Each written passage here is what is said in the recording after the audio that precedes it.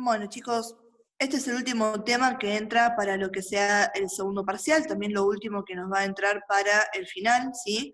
Recién estaba hablando con la compañera, pero para que les quede bien en claro, el PowerPoint número 12 es un anexo que yo siempre les armo para que les quede en claro que hay otras cosas en radioterapia más allá de lo que estuvimos viendo en la cursada, ¿sí? Entonces, esa es la idea de presentarles también lo que quedaba y que tengan idea de lo que estamos, ¿bien?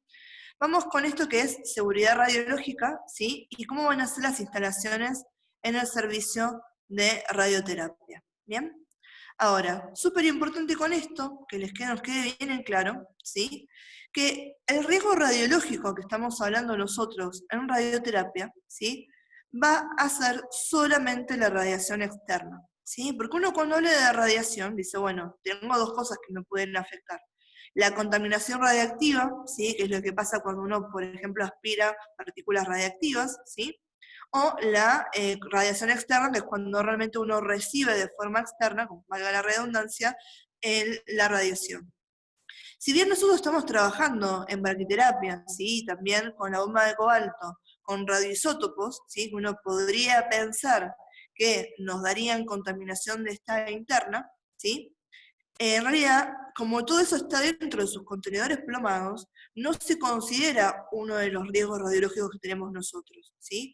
Porque las fuentes están selladas, ¿sí? La bomba de cobalto tiene la pastilla de cobalto 60 dentro de su calota, ¿sí? Entonces realmente lo que nos preocupa a nosotros es recibir radiación de forma externa y que de eso, ¿sí? Sería el riesgo que tenemos nosotros, ¿sí?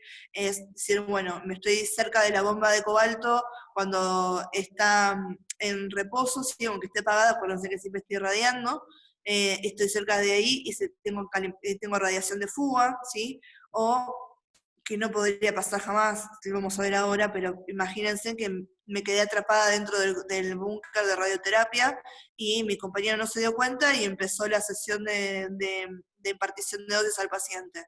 Bueno, radiación externa, ¿sí? O el tema de cuando uno vienen los pacientes, ¿sí? Y se hace la colocación de las fuentes de braquiterapia y uno tiene que ir a hacer la placa de control, ¿sí? En ese caso, bueno, voy a ir con el chaleco plomado, todo, pero sé que el paciente, si bien es mínimo, mínimo, mínimo, puede ser considerado que tengo radiación. Entonces, para que nos quede bien en claro, el único riesgo radiológico que se considera como pertinente realmente, ¿no? Que nos preocupa y que en eso vamos a abocar mucho de las medidas que tomemos es el de la radiación externa, ¿sí? No de la contaminación radiactiva. ¿Bien? Entonces, fíjense, se considera que acá hay una diferenciación en cuanto a la radiación externa de cuando nos preocupa. Cuando hablamos del acelerador lineal y hablamos de los simuladores, que eran también con radiación ionizante normal, como fuera de radiodiagnóstico, cuando los equipos están apagados, ¿sí? Yo no tengo ningún problema. Puedo estar al lado del tubo, me puedo tomar un mate ahí, no lo hagan en la sala, ¿sí? Pero puedo estar ahí tranquila hablando con mis compañeros que no nos preocupa porque no se está generando radiación en ningún momento. Ahí el tema es, acuérdense, está enchufado. Si yo no aprieto el botón y no hago todo el circuito que tenga que hacer, no va a haber radiación, ¿sí? Ahora, ¿sí? ¿Cuándo está la radiación? En el momento que estoy disparando, que estoy activándolo. ¿Sí? Recién ahí se considera que puedo tener ese riesgo existente a recibir radiación externa. Con la bomba de cobalto y con los proyectores de fuentes, ¿sí? Si bien el riesgo va a estar cuando yo esté exponiendo las fuentes, cuando la pastilla de cobalto esté fuera de la calota, cuando sí tenga las fuentes dentro de los catéteres del proyector, ¿sí? Y en braquiterapia, ¿sí? Lo que tenemos que tener en cuenta es que, y nos va a preocupar bastante, y va a ser parte de los controles que uno tiene que hacer, tiene que ver con las fuentes. Esas fuentes radiactivas uno tiene que, primero, cuantificar siempre que estemos trabajando con las mismas con las que empezamos. Yo salí de la sala caliente, que es donde uno guarda las fuentes. Salí de la sala caliente con 5 fuentes, tengo que volver después del tratamiento con 5. Si de golpe tengo 4, quiere decir que perdí una en el camino, o si la dejé en la sala del paciente, o la perdí en el camino que estaba haciendo. ¿Sí? Después vamos a ver que eso también se tiene que estar regulado, ¿bien? Entonces, siempre el problema es cuando uno está expuesto a la radiación externa, ¿sí? Eso es lo que nos está preocupando. Y los principios básicos de protección para nosotros en radioterapia van a ser los mismos que uno utiliza en radiodiagnóstico: distancia, tiempo y blindaje.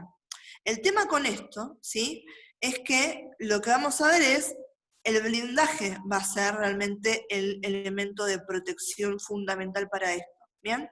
Porque si bien decimos los tres: distancia, tiempo y blindaje, en realidad, si yo no tengo blindaje de por medio, por más de que yo me aleje, también, me alejo 2 kilómetros, obviamente que la distancia tiene sentido. Pero si no tengo blindaje de por medio, ¿sí?, no cuenta acá, no es que yo me puedo ir hasta la otra punta de la sala y no hay problema, ¿sí? Igual me va a llegar un montón de radiación, ¿sí?, a grandes niveles, ¿bien? Entonces, realmente el blindaje, en este caso es el blindaje de la sala, chicos, no blindaje que uno puede tener, por ejemplo, con un chaleco. Si yo me pongo un chaleco, ¿sí?, estoy en la sala de radioterapia y el acelerador lineal está encendido, que está irradiando, acuérdense que los espesores de los chalecos, que eran de 0,5, ¿sí?, de plomo. 0,5 de plomo, ¿saben lo que hace a la cantidad, cuando estamos hablando de trabajar con 26 MEMS? Pero no es lo mismo que estén sin nada, no hace nada, no tiene sentido tampoco el tema de que ustedes estuviesen con protección radiológica en el cuello de tiroides y demás, trabajando en la sala de radioterapia, porque no, primero que es sumamente engorroso, que no tendría sentido si está apagado el equipo, porque ahí sabemos que no se van a irradiar de nada. Y segundo, si ustedes piensan que eso, si está irradiado el equipo, ¿les va a salvar de algo? Nada, chicos, con la cantidad de radiación que uno trabaja, no estaría funcionando para nada. Entonces, realmente lo que nos sirve a nosotros, ¿sí?, es que se forman verdaderos búnkers, ¿sí?, se dice esa palabra porque el grosor que tienen las paredes es muchísimo más grande al que tendría una sala de radiodiagnóstico. ¿Bien? Y ese blindaje entonces va a ser el elemento, ¿sí?, primordial, el principal, el más efectivo en cuanto a la radiación. ¿Por qué decimos también que el tiempo tiene que ver? Porque el tiempo va a estar involucrado en los cálculos de dosaje, ¿sí?, de dosimetría, que tengan que ver para determinar cuán grande o el grosor que tenga el blindaje de las paredes, por ejemplo, ¿sí? Qué grosor tienen que tener las paredes de mi sala para realmente ser efectivas. Cuánto tiempo está apuntando el haz del acelerador o la bomba de cobalto hacia hacia esa pared, uno lo toma en cuenta, ¿sí?, con eso, y no solamente eso, sino cuánto tiempo de uso tengo del aparato, ¿sí?, cuánto tiempo está en funcionamiento del equipo. También es algo que uno tiene en cuenta cuando hace los cálculos de blindaje, ¿sí?, todo lo que es de protección. ¿Bien? Entonces, si bien decimos que se mantienen los tres principios básicos de protección, ¿sí?, el fundamental, el principal y el que realmente termina siendo el más efectivo va a ser el blindaje, ¿sí? Ahora, hay algunos elementos que son adicionales, ¿sí? Después vamos a ver ahora cuáles son, digamos, los principales, pero en todo servicio de radioterapia vamos a tener ciertos elementos que nos dan cuenta de información sobre la sala.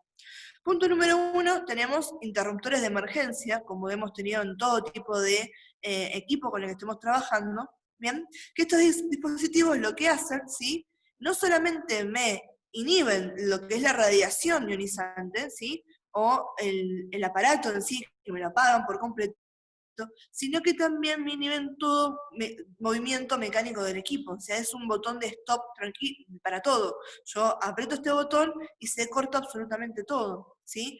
Entonces, estos interruptores de emergencia son muy importantes por dos motivos. Por un lado, porque yo puedo detectar que mi paciente está teniendo algo, ¿sí? Imagínense que tengo un paciente que está teniendo convulsiones. Y encima, en radioterapia, está completamente atado a la mesa, ¿sí? Yo no puedo esperar a darle todas las indicaciones al equipo y los tiempos que tarda el equipo en apagarse y demás, ¿sí? Tengo que inmediatamente parar absolutamente todo y poder ir a socorrer a mi paciente, ¿sí? Entonces realmente la idea acá es que ese interruptor de emergencia me permita las dos cosas, me permita primero cortar la radiación, que es lo que me preocuparía que siga, ¿sí?, emitiéndose, y segundo también que me deje poder sacar a mi paciente y que no me siga girando el aparato, ni que me siga moviendo la mesa, ni nada de lo que haría en cuestiones mecánicas, ¿bien?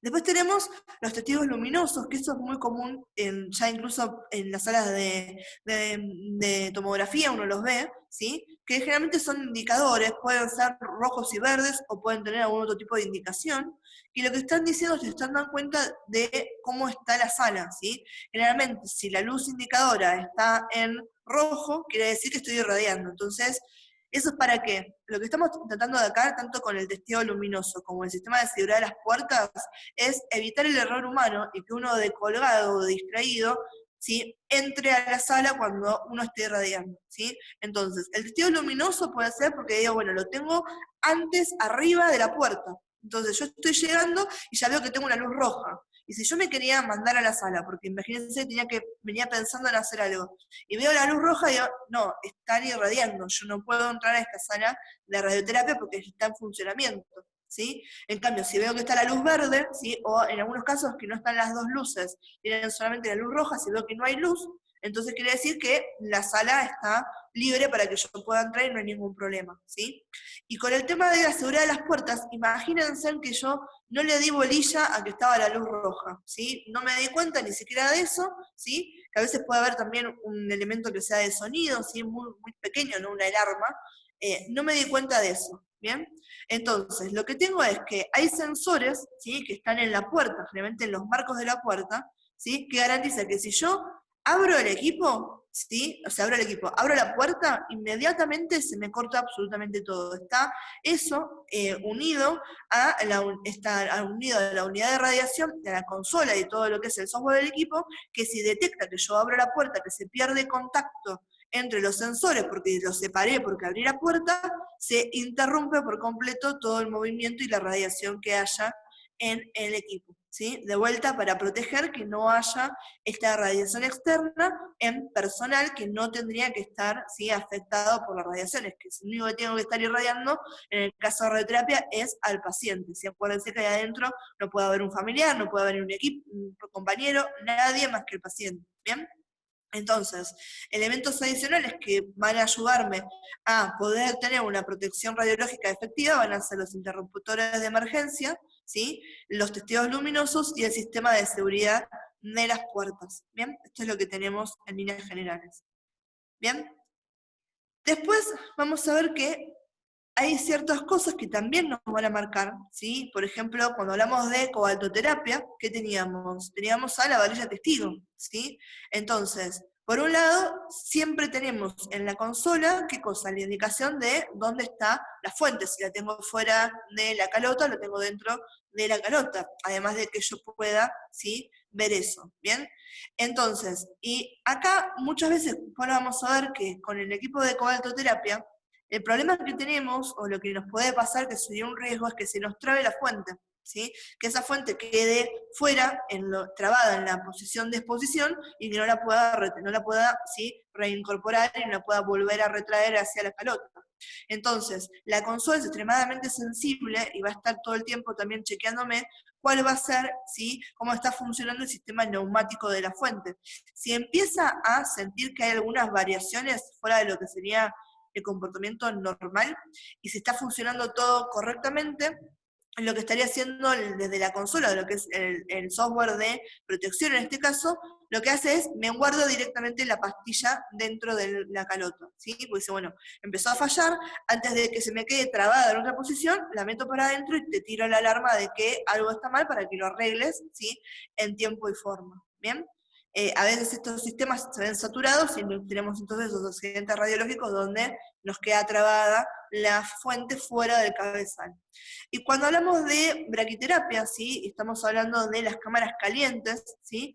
Ahí lo que nos va a manejar a nosotros y nos va a dar seguridad es que hay un medidor dosimétrico. Si tenemos un medidor que todo el tiempo nos está dando cuenta de la actividad que tenemos en la sala, ¿sí? No solamente eso, sino que cada una de las fuentes tiene que estar en su contenedor plomado. No va a haber una fuente que esté suelta sobre la mesa, ¿sí? Está todo guardado en sus contenedores plomados, ¿sí?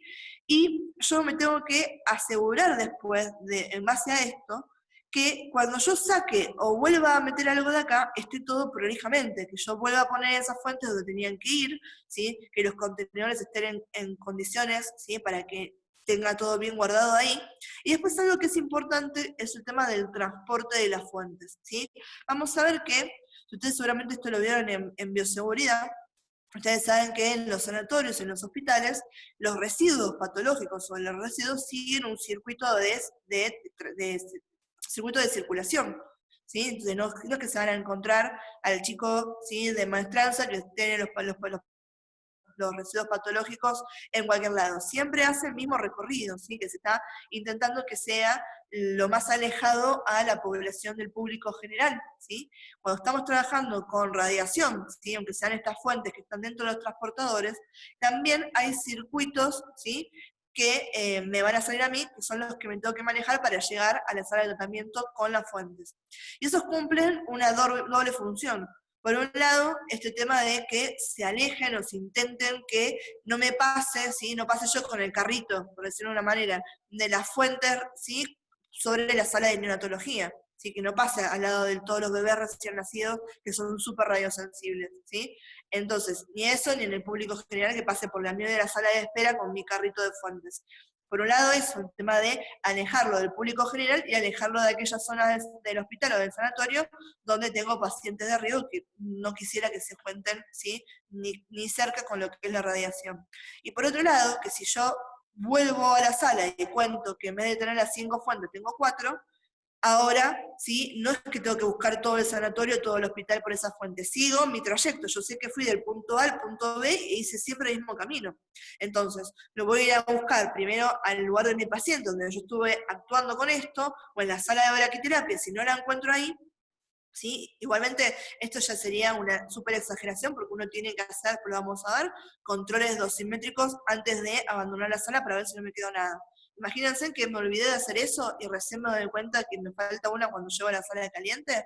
Bueno, la voy a ir a buscar en esos puntos, ¿sí? O si no las encuentro en la sala del paciente o en la sala de braquiterapia, hago todo el camino inverso y voy buscando por ese lugar y tengo más chances de encontrarlo, ¿bien? ¿Cuáles van a ser las normas de protección radiológica, en este sentido, las más amplias que tenemos? ¿Bien? Cuando hablamos de aceleradores lineales, siempre les comentaba que, como mínimo, para poder operar a la unidad de forma correcta y para poder implementar todas las medidas de seguridad y de atención a ese paciente, mínimamente siempre trabaja de a dos, ¿sí? Siempre está uno con su compañero, ¿bien?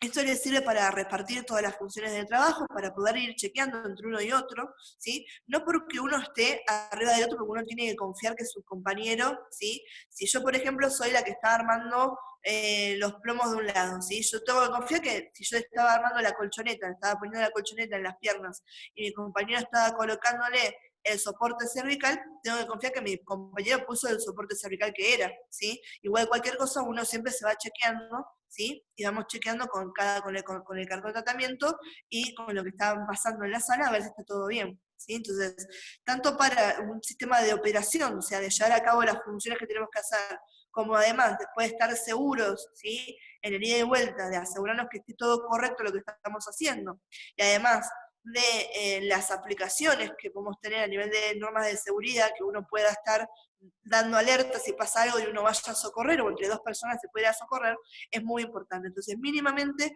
2 operadores por cada unidad de tratamiento, ¿sí?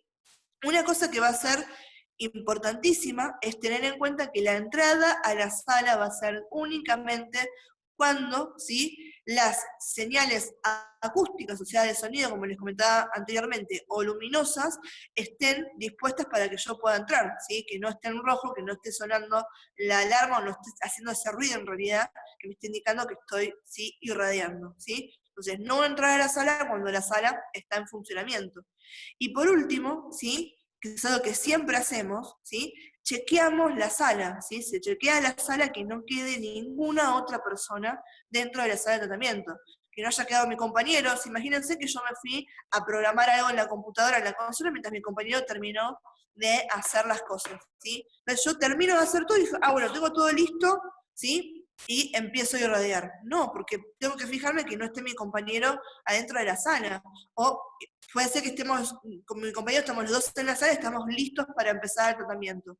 Pero el paciente todavía le estaba dando una indicación al médico, o estaba la enfermera, o estaba el camillero alguien más en sala, ¿sí? Entonces, yo no voy a empezar tratamiento antes de asegurarme y reasegurarme que no haya nadie dentro de la sala, ¿sí? Porque de vuelta, las órdenes de radiación, o sea, el orden de unidades con las que estamos trabajando nosotros en radioterapia es ablasivo, entonces yo no quiero que esté ahí ninguno de mis compañeros, ninguna persona más que el paciente, porque ahí todo este tema de costo-beneficio, ¿sí? Se nos va a la miércoles, entonces no puede estar ahí una persona que no sea el paciente, ¿sí? Entonces, si voy a entrar a la sala, me tengo que asegurar que esté en condiciones para poder entrar, que no estén en funcionamiento, y para eso tenía los indicadores, ¿sí? Luminosos y de sonidos, ¿bien? Más allá de que tengo el del interruptor de las puertas, ¿sí? Me tengo que asegurar siempre que antes de empezar el tratamiento no quede nadie en la sala de radioterapia, y en líneas generales siempre tiene que haber 2 operadores por cada unidad de tratamiento, por todo esto que les estaba comentando recién, ¿bien? Ahora, algo que es también importante, ¿sí? Todo el tiempo, ya lo venimos hablando creo que desde el principio, todo el tiempo uno tiene que estar viendo a su paciente dentro, ¿sí? De la sala mediante todo lo que es el circuito de monitores, ¿sí? Este circuito cerrado de televisión. Que eso también es una cosa de por qué sirve que seamos 2 personas, porque mientras uno está viendo algo de la consola o del tratamiento y lo va siguiendo, mi compañero puede estar mirando el monitor de la sala, para saber si está atento a eso. Entonces, siempre hay una repartición, si uno siempre reparte el trabajo, para poder estar atento a todas las funciones que tenemos que cumplir, ¿bien? Y acá viene algo, ¿sí? Que es particular de radioterapia y particular de los aceleradores lineales de electrones, ¿bien? Vieron que seguramente les pasó el tema de que ustedes empiezan sus prácticas y alguien en algún momento, alguna persona les dice, después de disparar, hacer un disparo para una radiografía de tórax, no entres rápido a la sala, espera que se vaya la radiación. Y cuando uno escucha eso, ¿no? Y después de haber pasado por física y demás, te da como palpitaciones, como diciendo, ¿qué estás hablando? Si todo lo que pasó en cuanto a la radiación es en milésimas de segundo y no hay nada, no se tiene que ir nada de la radiación, ya pasó todo lo que tenía que pasar, no hay radiación en sala una vez que yo corté el disparo. Y ahora acá, ¿sí? En cambio, en radioterapia, ¿sí? Vamos a decir que, a diferencia de la radiología convencional, ¿sí? Cuando estamos trabajando con energías por arriba de los 8 MeV, se recomienda esperar un ratito antes de entrar a la sala. Pero acá de vuelta, ojo con esto, no es porque nos preocupe la radiación, no es la radiación lo que nos preocupa. El tema es que al haber trabajado con fotones que sean de tanta energía, ¿sí? Estos me producen neutrones. Y la radiación neutrónica, esta que es la que nos complica más la vida al momento de la radioprotección, esos neutrones son los que me preocupan a mí, ¿sí? Que esos neutrones, ¿sí? Tardan más en ser neutralizados por el blindaje, ¿sí? Y en dispersarse dentro de la sala. Entonces, solamente cuando estoy trabajando por arriba de los 8 MeV, ¿sí? Recién ahí me va a afectar lo que van a ser los neutrones, y eso es, ¿sí? Lo que a mí me hace que tenga que tardar un poquito más en entrar a la sala. Generalmente, cuando estamos trabajando con aceleradores lineales, ¿sí? Habíamos dicho que estábamos por arriba de los 6 MeV, ¿sí? Entonces yo puedo estar trabajando muy chiquito, pero si me voy por arriba de los 8, ya ahí ya sé que tengo esto, ¿sí? De los neutrones en el camino y que me van a molestar, ¿bien? Y lo que dice acá, ya lo habíamos tocado hace un ratito, que no es necesario el uso de ropa especial, ¿sí? No tengo, ¿sí? Un elemento o algo que yo tenga que utilizar dentro de radioterapia que me permita hacerlo, ¿sí? No voy a tener que estar con el plomado, no voy a tener que tener gafas plomadas, absolutamente nada. Puedo estar con mi ambo, con un uniforme que me den en el servicio de radioterapia y nada más, ¿sí? No es que ustedes, porque van a estar trabajando en radioterapia, van a tener que ir con el plomado, con las manoplas, con el protector tiroideo. No, no hace falta ningún tipo de ropa especial, ¿bien? En cobaltoterapia, ya estas cosas también muchas lo hemos tocado, ¿sí? Acá vamos a tener el riesgo de radiación con los neutrones. No, acuérdense que acá estamos trabajando a 1,25 MeV, entonces no llegamos a los 8 MeV de ninguna manera, no hay chance. ¿Sí? Entonces acá ese riesgo de irradiarme con los neutrones cuando entro inmediatamente a la sala no lo tenemos, ¿sí? Entonces podemos aplicar por completo las mismas normas que estábamos hablando recién para el acelerador lineal, ¿sí? Lo único que no entra en funcionamiento es el tema de tener que esperar un poco para entrar a la sala. Lo que tiene este también de diferencia con el acelerador es algo que también habíamos comentado. Si bien uno, y porque era importante, yo les comentaba siempre dejar cerrados los colimadores. Si bien la fuente está dentro, ¿sí?, de su blindaje y todo eso está dentro de la calota, es un radioisótopo con lo que estamos trabajando. Entonces todo el tiempo está generando energía. Por lo tanto, ¿sí?, vamos a ver que hay pequeñas, ¿sí?, radiación de fuga en la bomba, sobre todo cerca del cabezal. Por eso es importante dejar cerrados los colimadores para hacérsela más difícil. Y si yo tengo que estar en la sala o les quiero mostrar algo, no les hablo, no les muestro esto desde el cabezal de la bomba, ¿sí? Lo vemos desde los pies, lo vemos desde lejos, y les digo, bueno, esto es lo que tenemos ahí, no nos quedamos charlando al lado de la bomba, si uno no permanece en la sala de cobaltoterapia, si no tiene que estar ahí, ¿sí? Eso es lo que se toma realmente como un precepto, ¿bien? Y obviamente, siempre que voy a ingresar a la sala de braquiterapia, de cobaltoterapia, además de que tengo también los indicadores luminosos y demás, otra cosa que tengo es, imagínense que no le di bolilla a eso, imagínense que no me funcionó el interruptor de la puerta, que puede ser que falle también. Ninguna de esas cosas, yo no le di bolilla, falló la parte técnica del interruptor de la puerta, del sensor.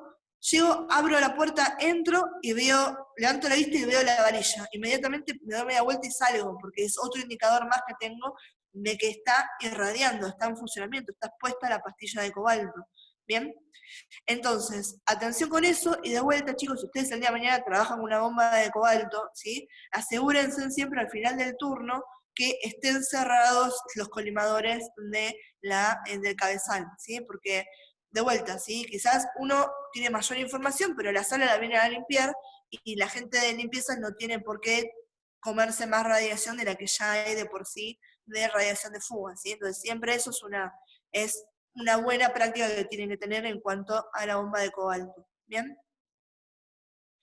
Con la cámara caliente, ¿sí?, acá lo más importante es ser prolijos en el registro que tengamos de las fuentes, ¿sí? Tenemos que saber cuántas fuentes tenemos dentro de la sala, tenemos que saber cuáles son esas fuentes, y cada uno va a estar dentro de su propio contenedor plomado, ¿sí? Y esos contenedores van a tener la etiqueta donde nos dicen qué fuente es, qué nivel de actividad tienen que tener un montón de información, ¿sí? Entonces tienen que estar etiquetadas para que yo pueda saber fácilmente dónde están, ¿sí?, y cuál es la fuente, de vuelta, para no equivocarme, para no decir, bueno, yo quería trabajar con yodo y estoy agarrando las fuentes que son iridio, porque de vuelta ahí, ¿quién falla? El paciente, ¿sí? Ahí no es un tema de protección para nosotros, ¿sí?, sino para después la aplicación, ¿sí? Entonces tiene que estar todo bien etiquetado y tengo que saber bien qué es lo que estoy haciendo, ¿sí? Ahora, las fuentes, ¿sí?, siempre tienen que estar dentro de los blindados si fuera de actividad. Solamente pueden estar expuestas cuando uno está irradiando, si no siempre tienen que estar dentro de los contenedores. Estos parecen, bueno, si yo tengo un proyector de dosis, ¿sí?, un proyector de fuentes, OLEA, lo que tengo que dejar es que no me haya quedado ninguna colgada en el catéter de exposición, tienen que estar todas dentro de ese blindado, y dentro de acá las tengo que poner todas en los contenedores correspondientes, ¿sí? Acá, de vuelta, les vuelvo a decir lo que les comenté hace un ratito, de que uno tiene que asegurar el transporte de las fuentes mediante un circuito de circulación que ya está programado, ¿sí? Y generalmente son unos carros que también están programados, ¿bien?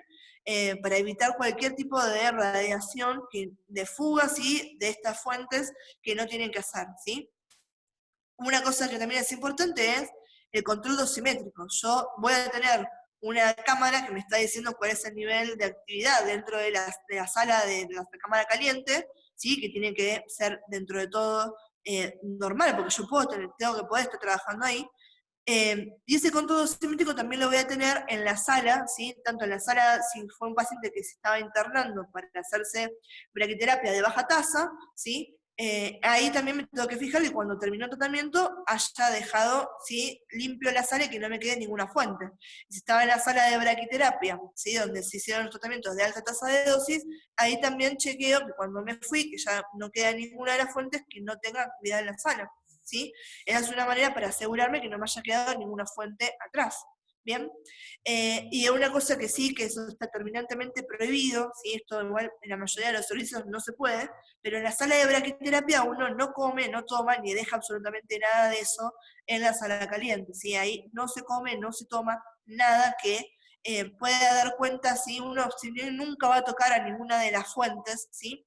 Es una cuestión para, de vuelta, asegurarnos que en la vida que nos imaginamos es que pase algo que tiene que ser catastrófico para que pase todo esto, no sé, hablando de un incendio o un terremoto o algo que me rompa los contenedores que quedan en las fuentes ahí. Entonces, en realidad, es como una sobre, sí, asegurarnos de que no haya chance de contaminación interna. Pero ya sabemos que esa posibilidad era extremadamente baja y se consideraba nula, ¿sí? Porque, como les comentaba, tiene que haber algo realmente catastrófico o malintencionado, que por eso es que uno toma estas cuentas, para que realmente uno tome contacto con las fuentes radiactivas fuera del contenedor, ¿bien? Y cuando hablamos de los simuladores y hablamos de terapia superficial, ¿sí? Ahí son las mismas normas de protección que utilizamos en radiodiagnóstico, ¿bien? Cuando hablamos de emergencia, ¿sí? Las más comunes las tenemos en braquiterapia y en cobaltoterapia. En braquiterapia, por este tema de perder las fuentes, ¿sí? de perder ahí las fuentes radiactivas, y en cobaltoterapia por el tema del atasque de las fuentes, ¿sí? Fuera de la calota, ¿sí? De que muchas veces son unidades muy viejitas además, y es esperable a veces que falle el sistema neumático y que me quede atascada la fuente.